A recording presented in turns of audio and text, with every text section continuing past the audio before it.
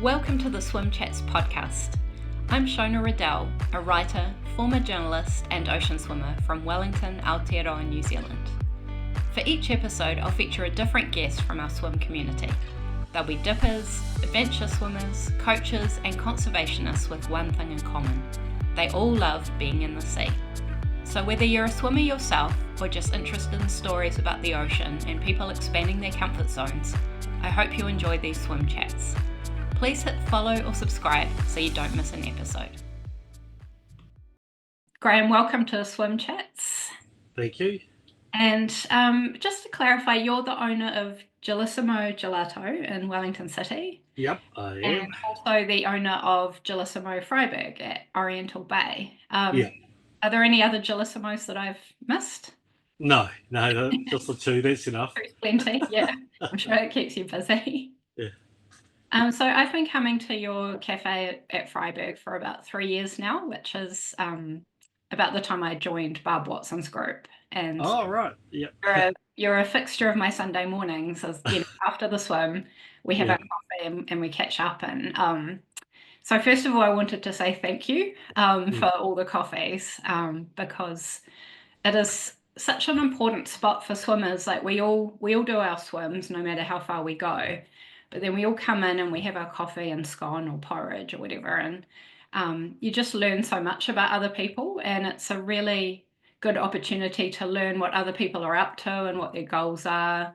And, swap health and safety advice, especially as they're coming into winter. Yeah. Yeah. And everyone's always in good spirits after a swim and a coffee as well. So really sort of positive vibe, I'm sure. Yeah, it is. It's great. So when did you first open the kiosk? It's probably about 14 years ago now. Oh, is it that long? A very long time ago, yeah. Yeah. So you'll have seen a lot of people coming and going on Sundays. Yeah, the crowd's changed quite a bit. Yeah.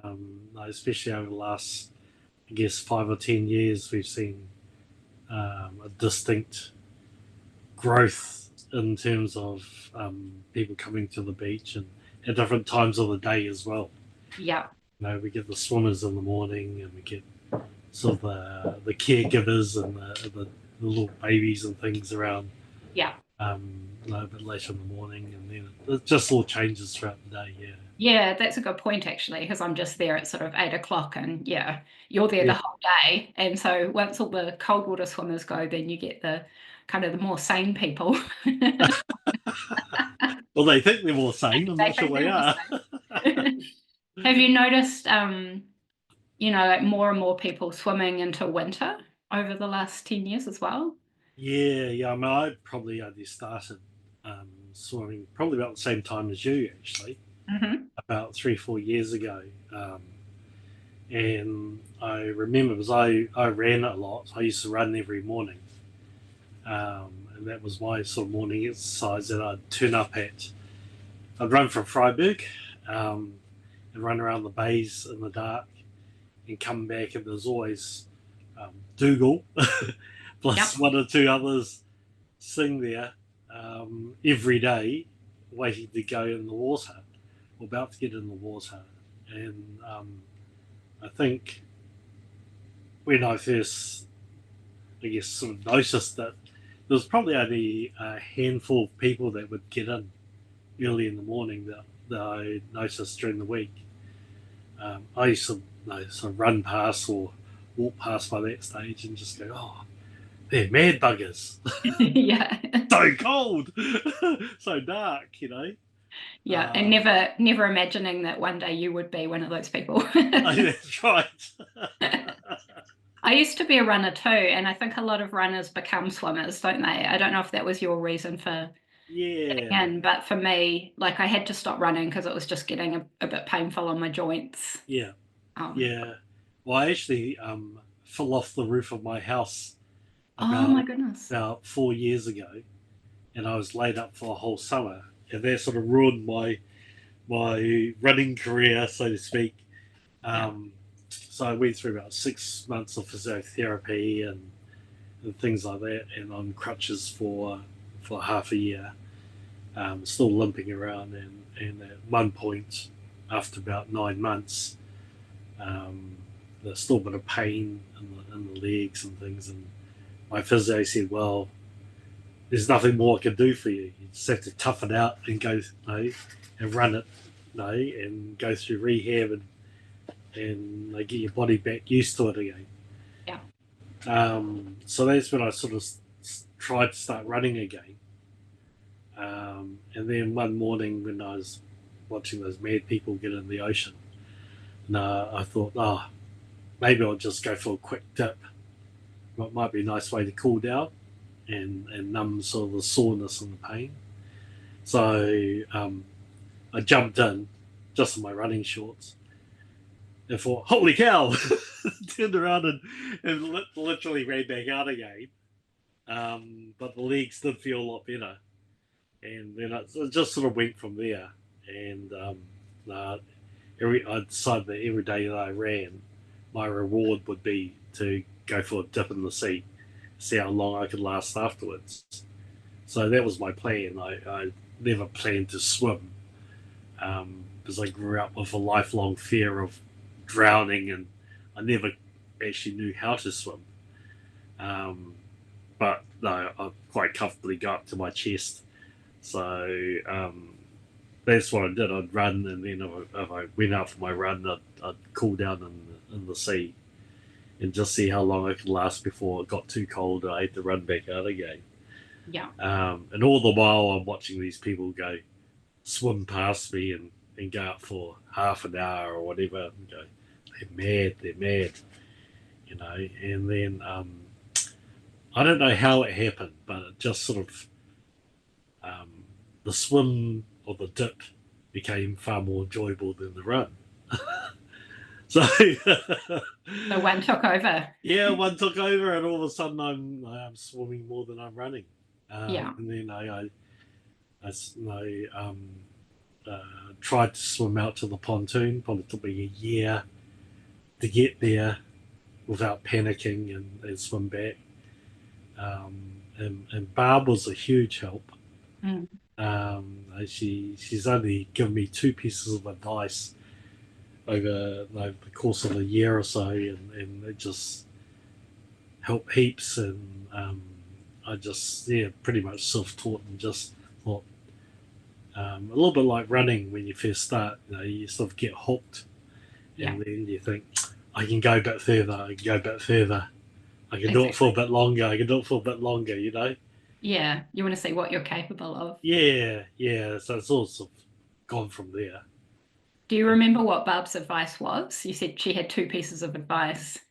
Yeah, well, she'll be in the car every single morning back in those days in the morning, and I sort of knew who she was, but didn't know who she was in those days.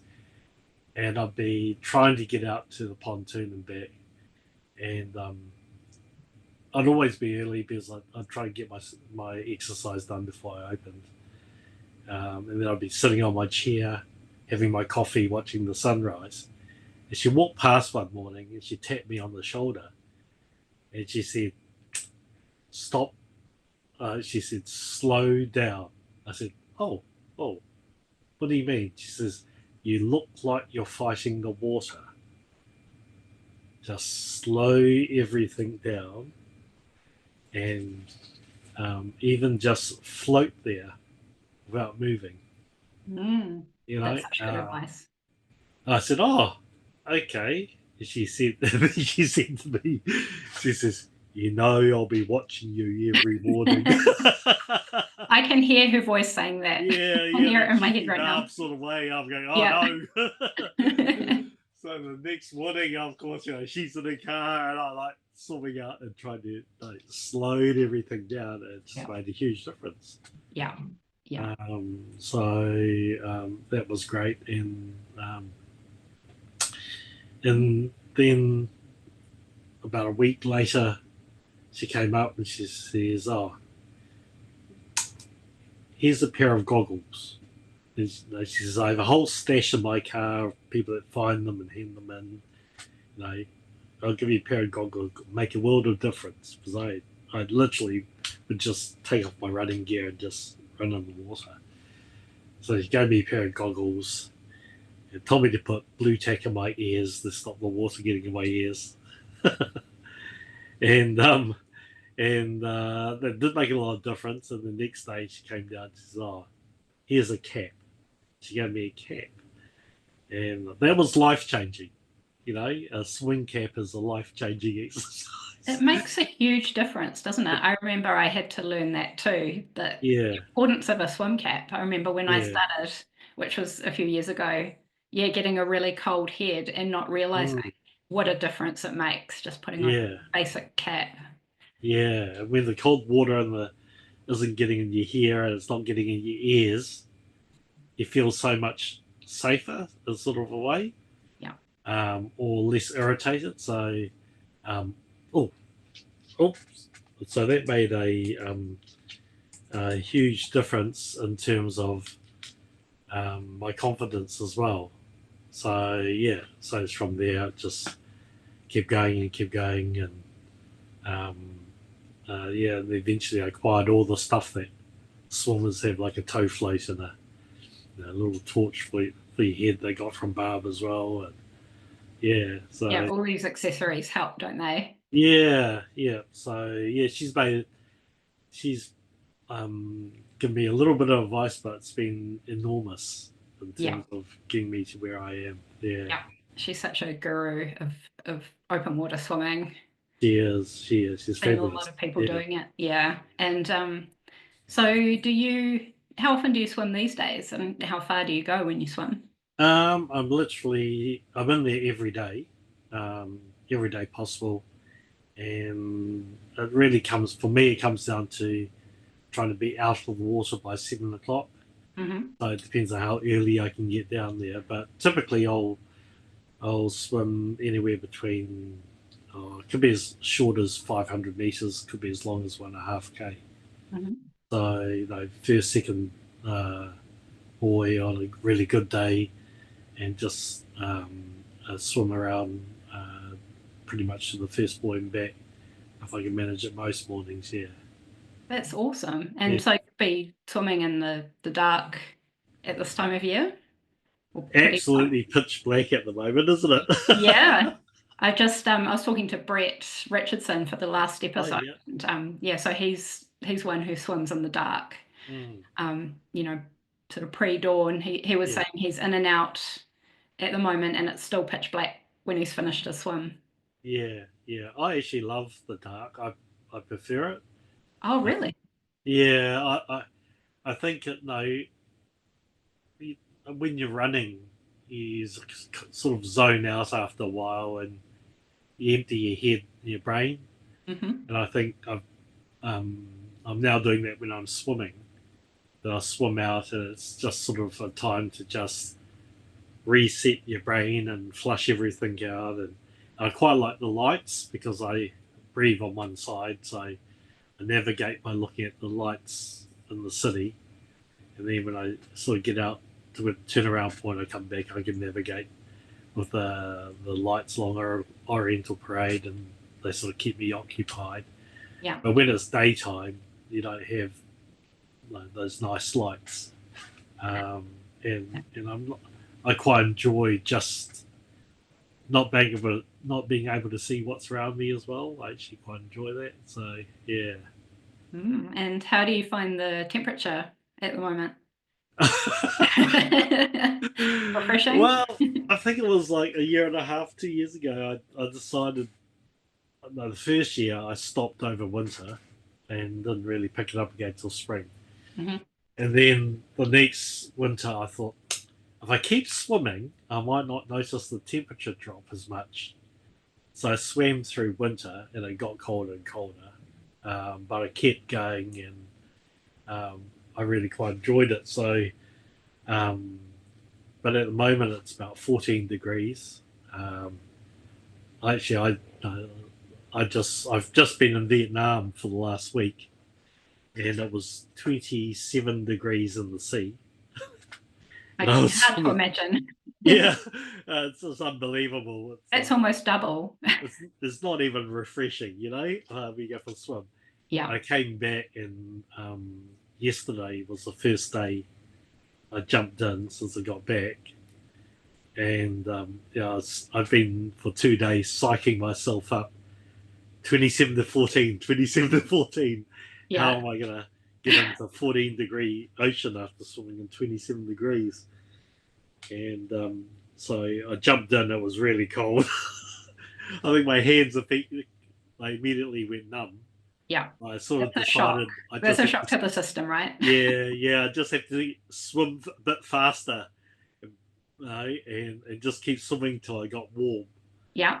But it sort of got halfway up to the first buoy before my body sort of adapted again. I thought, oh, this is not too bad. Oh, it's quite nice. Yeah. Yeah, yeah. Sometimes the idea of it is harder than actually doing it, isn't it? Like It once is. you're Yeah, going, yeah, feels good.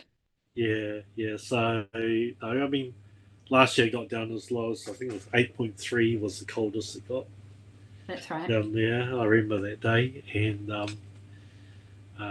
so it's still got a long way to go, but it's cold enough for me at the moment. Yeah. Cold enough. I was going to say you write the water temperature on the wall of the cafe, Yeah, which yeah, is it's really a nice way to, you get out and you have a look and it's like, oh, I swam in, 12-degree water today or something, and you see it going down as we get through winter, and then you see it going back up again. yeah, Real yeah. seasonal thing. How do you measure it? Do you have a special water Well, thermometer? credit to James and Adrian, who Adrian came up one day and said to me, "Oh, we noticed someone around High Taiho Beach writes the water temperature up on their wall. We thought you could do the same thing." I said, "Oh, that's a good idea." She says, "We've bought you a thermometer and a packet of chalk," and she pulled out a bag, a pool thermometer, and a packet of chalk. I thought, "Oh, that's great. I could tie that around, tie it to my shorts and swim out and measure the temperature, up on the pontoon and come back in." It's quite hard reading a thermometer in the dark, but Yeah, I was going to uh, say, how do you do it? I managed it for a few weeks. Yeah, And then on one swim, the thermometer broke. I don't know how it broke. it was They too came too back. cold, too cold for Yeah, the the plastic case was there, but there's no thermometer inside anymore. Well, half of the thermometer, so that broke. So a bit distraught about that. And then, so now at the moment, I'm using the environmental Wellington site. hmm Seems to be reasonably accurate because occasionally I can cross reference with Toy's got one of those fancy watches that measures the temperature, so I can cross reference with her and say, "That's what I saw. What did you get today?" And typically she'll have about the same temperature Oh, that's a and good keep idea. me out for her Sunday swim. So Yeah. um, I'm at the moment trying to save up and figure out if there's a really good watch out there that will measure the water temperature while you're swimming. Maybe we should do some crowdfunding or something. Yeah, I've sort of looked at those there, some sort of device that we can tie to the pontoon Yeah. would just constantly update and transmit Yeah, that's a good idea. back. But then again, it's sort of you got to find something that's seaworthy, Yeah. and they can stay charged and all the rest of it. So it's a little bit of a challenge, but And uh, also the pontoons often get taken away at this time of year, don't they? yeah, I think they're going to disappear fairly soon for 2 or 3 months. Yeah. Um, so yeah, I'm just sort of not quite sure what we'll do there, but the environmental Wellington one is actually quite accurate at the moment. Yeah. Oh, that's good to know. Yeah, I'm sure the 50 meters between the foot pontoon and the beach is half a degree colder than beyond the pontoon. Yeah. It's funny how sensitive you can become to the temperature changes, when you swim every day. Yeah, it You is. It really is. notice like a half Yeah, degree can make a difference. yeah, yeah. You definitely notice when it drops like half a degree or not even a whole degree is quite challenging, you know? Yeah. I was going to ask you about the porridge. Your porridge has come up in a few episodes already. Oh, is Yeah, it? it's something you introduced, I think, a year or two ago, and it's a great way to warm up the core temperature of the body after a Mm, after a big swim. yeah. And also, it's a bit of a work of art because you change the colours of the decorations on top of the porridge. It's got flowers on it. Um, Yeah. it's sort of Instagram worthy. We'll have to share some photos in the episode show notes. But is that your doing? Like, do you come up with the porridge flavours and Yeah, well, the decorations? flavors I sort of try and dream up something different each week Yeah, just to keep it interesting. Um, I think it was, who would have been? Gerard. Gerard.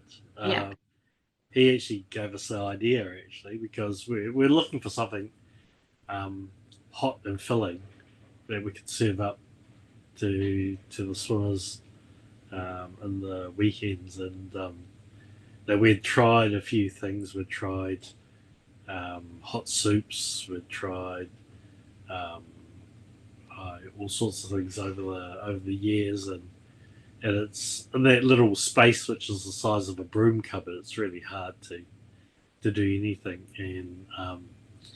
And Joe said, "Oh, no, some porridge would be really good." Oh well, then we played around with some porridge back at the main shop and thought, "Oh yeah, we could probably do that." A bit of smart. So in about 2 square feet now, we've got someone that stands there and doesn't move and puts the porridge together every weekend. And yeah, just try um, and no, if you're swimming, you want something that's really hot.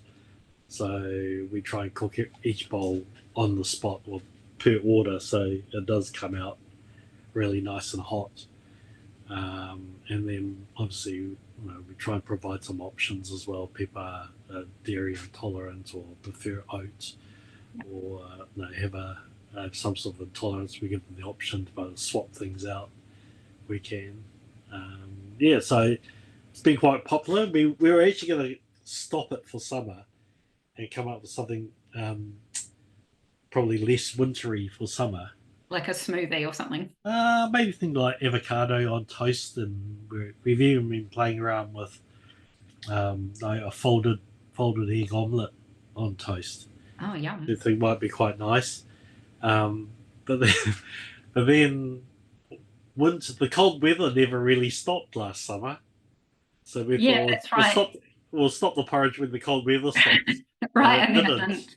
Yeah, Christmas, New Year was shocking, wasn't it? In Yeah, yeah, particular. Yeah, that's a good point. It's very relative in Wellington. Like summer is not necessarily hot.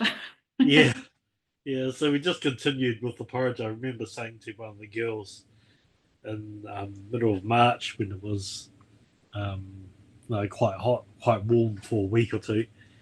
I said, "Oh, we were supposed to stop porridge before summer. Now it's almost winter. I think we'll just keep going." Because I suppose even in the summer, the water temperature doesn't usually get above 20, does it? So, if you've done a long swim, Mm. it still need warming up. Yeah, yeah. I mean, if it gets to 20, um, everyone's in the water by then Yeah, for Wellington.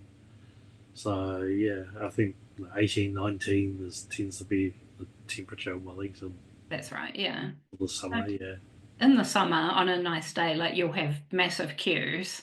yeah, And then in winter, the queues might be a little bit smaller, but you've still got your crowd of people who will come pretty much no matter what and do their yeah, Sunday swim.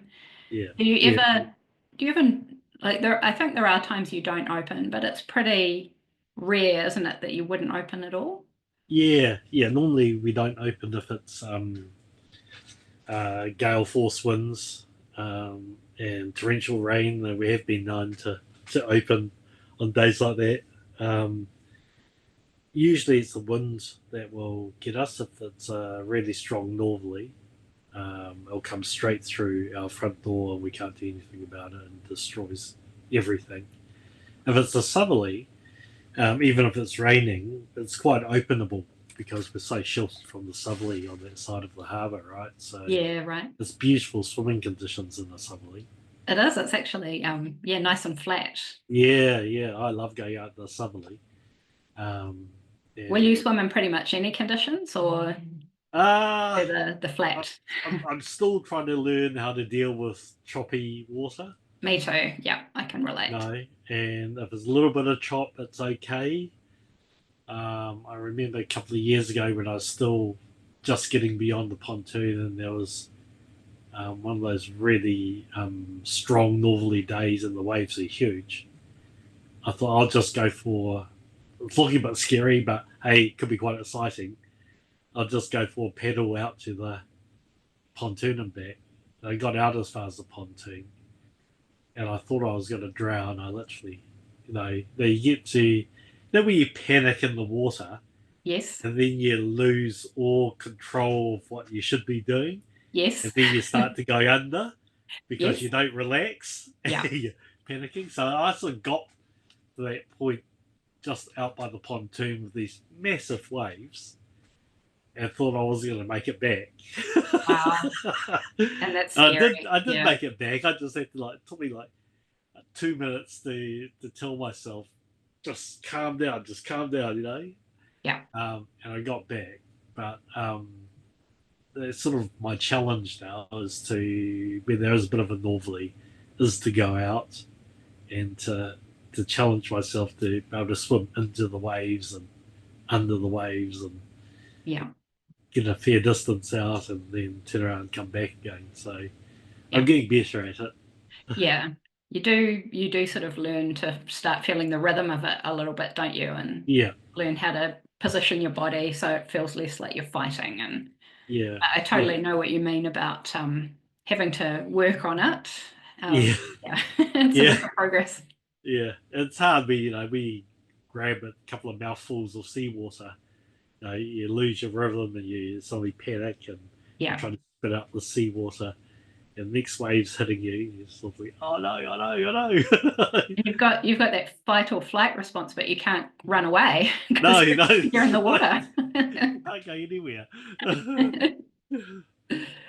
Yeah, So you've got one of the best views in town at Freyberg Beach, I reckon, and yeah. especially in the autumn and the spring, you get these spectacular sunrises there that are Mm, just magnificent. Like there was a beautiful one just yesterday morning because it was a calm yeah, day. yeah, Yeah, you might. yeah. Do you get a sort of a feel for the seasons and all the variations of the weather? Oh yeah, yeah. I absolutely love the sunrises, and this time of the year's great because the sun comes up a lot later.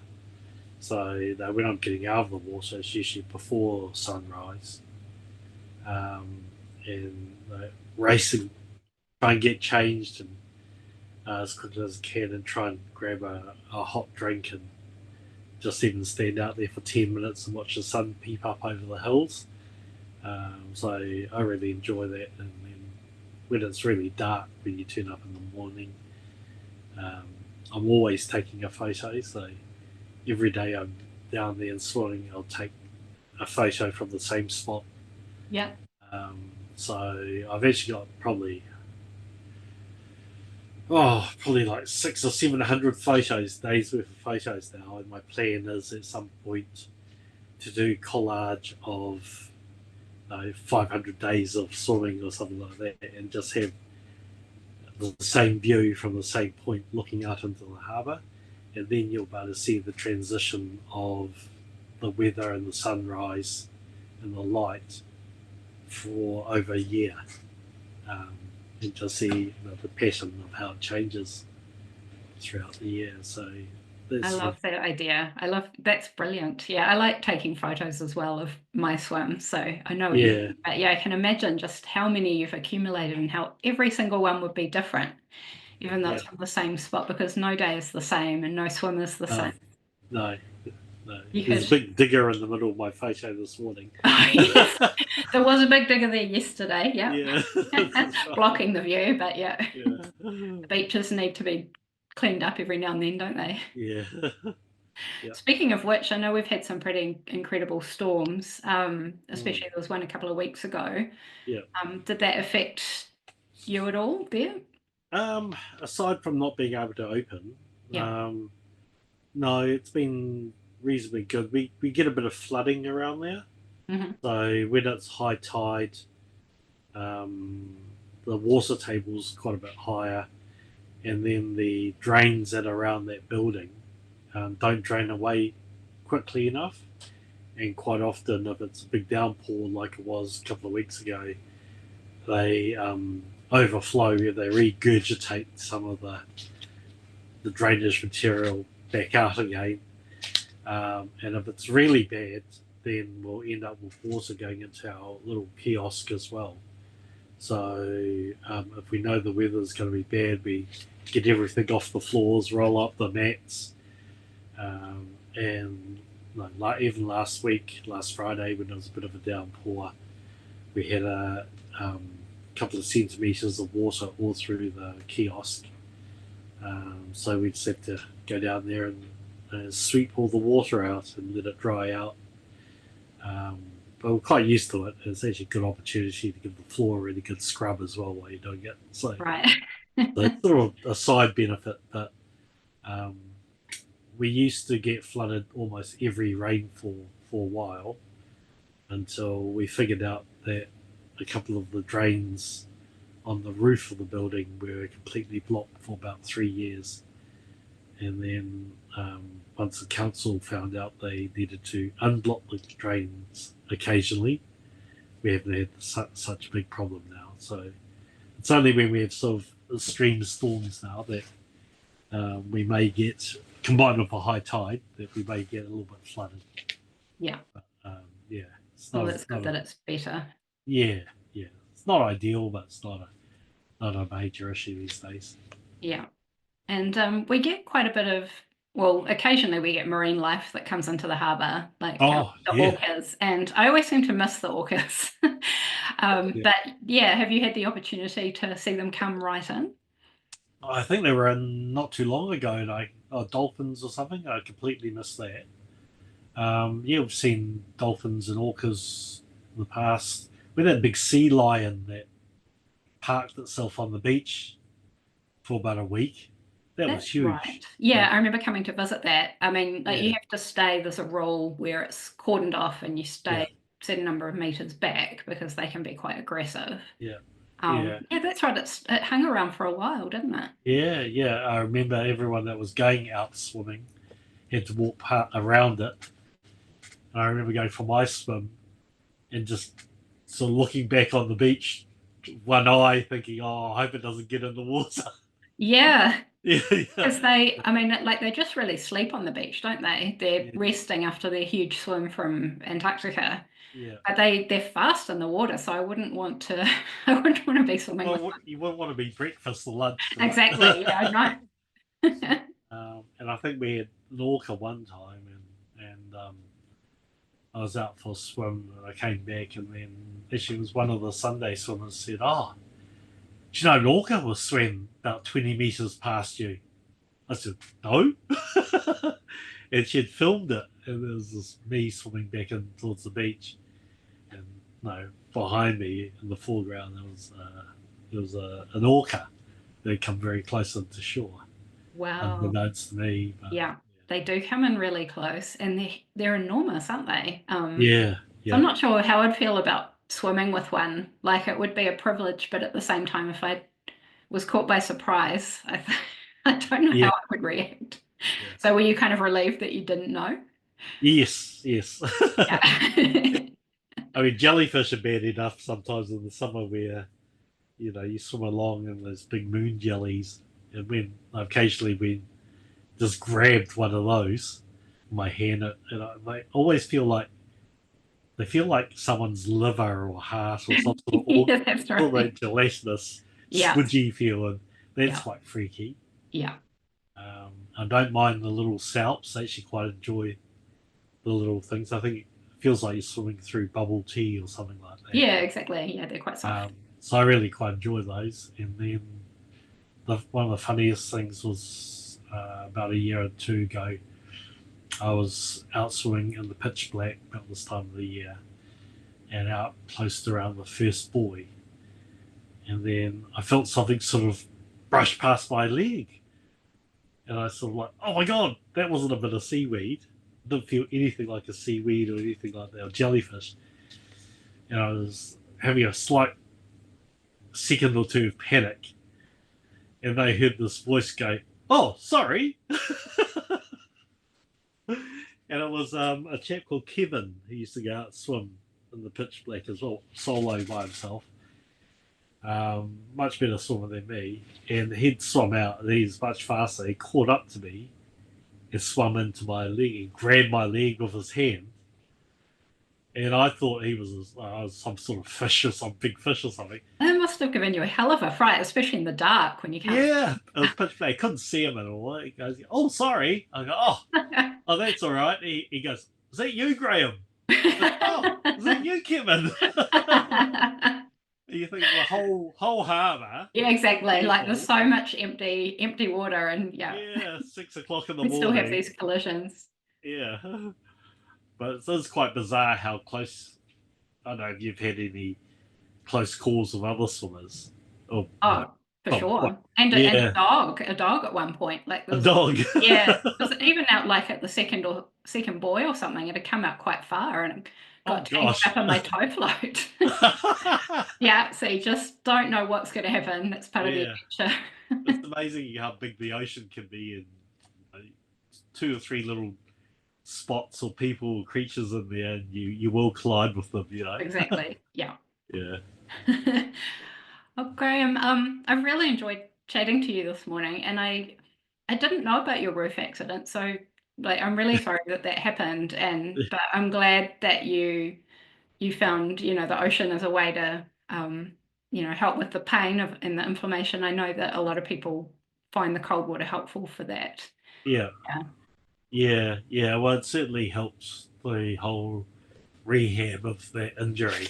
Yeah. So I'm sort of 99% back now, but the Yeah. other 1%'s never going to get back.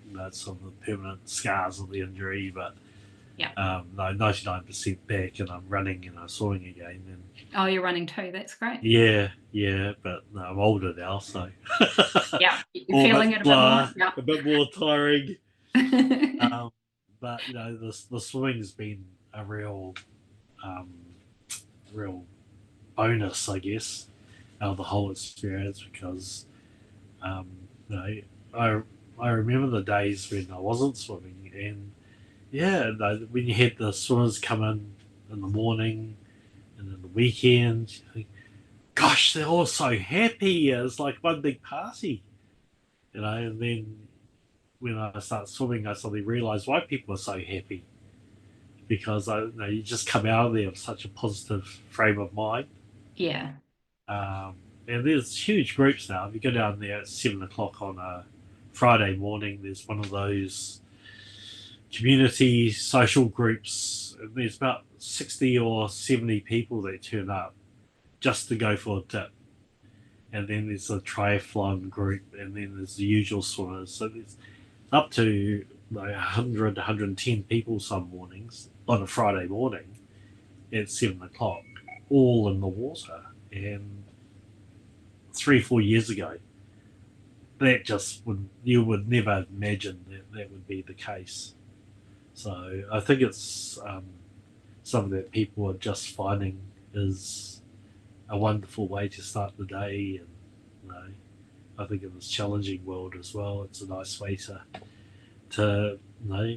go into it level-headed every morning if you go for a bit of a dip. Exactly. Yeah. I've heard people describe it as like a bit of a reset.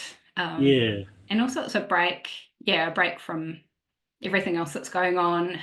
You can't, well, unless you've got a smartwatch or something, you can't take your phone with you into No. the water, which is one of the things I like about it.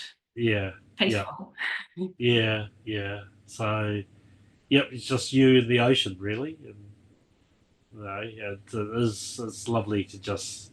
Sometimes I go out when I get to my turnaround. I'll just tread water for a while and just look at the lights and Yeah. lie on my back and Yeah. look at the stars or the sun coming up or something. It's It's incredible, isn't it? Yeah. It is. We're lucky in Wellington. And you must have gotten to know people really well over the last like 10 to 14 years.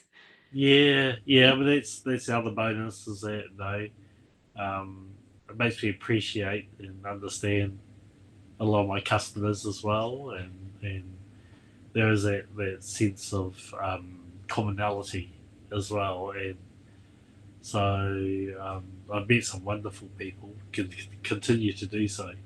And the funniest thing is that a lot of visitors, they come down to Freyberg, in the morning, grab a coffee.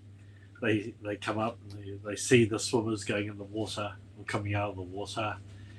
And they go, "Oh, look at those mad people! They're gonna be crazy getting in that morning, that early in the morning." And I've already been for my swim and Right. had my You're coffee. even earlier. I just stand there and well, actually, it's quite nice, I think. Yeah, that's right. Yeah, but I especially think, visitors that come to Wellington, it's always a little bit colder than Auckland or wherever they come from. yeah. And yeah, those people are crazy, but we know we're not crazy. Yeah. Or crazy in a good way, maybe. Yeah. Yep. Yeah. Awesome. Thank you, Graham. Thanks so much for your time this morning. Oh, you're welcome. Is there anything else you want to mention that I haven't asked you about? Not really. I think if anyone's got any suggestions that they'd like to see, because I guess over the 14 years or so that I've had the place, we've just tried to refine and get as much as of what customers would like down there, especially our regulars. So if there's anything that people would like to see or think would be useful that we could do, that we'll do. I've been spending the last few months or longer trying to lobby the council to get those outdoor showers a bit more powerful because they're pathetic. But that's a very low priority thing for the council. So yeah, so I'm trying to get the showers fixed because I use those showers every morning. And yeah, we're trying to keep the changing rooms and toilets maintained properly as well. So if any of the facilities around Freyberg, whether it's the grass or the building, if anyone's got any suggestions, ideas, then just let me know. And if we can, we'll go back and try and lobby the council to help us invest and do a few more things that will make it useful. Okay. For Cool. people That's that use the good to beach know. regularly. Yeah. And likewise, if there's anything that the ocean swim community can do to support you and your business, apart from just carrying on buying the coffees and Yeah. then let us know. Yeah, I mean we've got the midwinter solstice coming up actually. Yeah. 21st of June. It's a Saturday, which I'm quite excited about. Yeah. No, we always try and do something a little bit different on that day. Because again, there's a lot of people that don't normally run into the ocean, will come down and run into the ocean just That's for the hell of it. true. Yeah, they do. It's like there's a special sort of vibe, isn't there, on the shortest day. Yeah. Barb often brings her mulled wine, which is pretty special as well. Yeah, that's right. Yeah. So anything, like any small events or gatherings, we're always happy to host and provide our tables or whatever for people to use if they want to. Yeah. Awesome. Thank you, Graham. Well, that's good to know. Well, thanks again for your time, and I'll probably see you on Sunday. Yeah, probably will. Okay, Shona. Thanks for listening to this episode of Swim Chats. Please remember to follow or subscribe to the podcast so you don't miss an episode. And if you enjoyed it, you can leave a 5-star rating and review, which helps other people find it too. Enjoy the water, and we'll see you next time.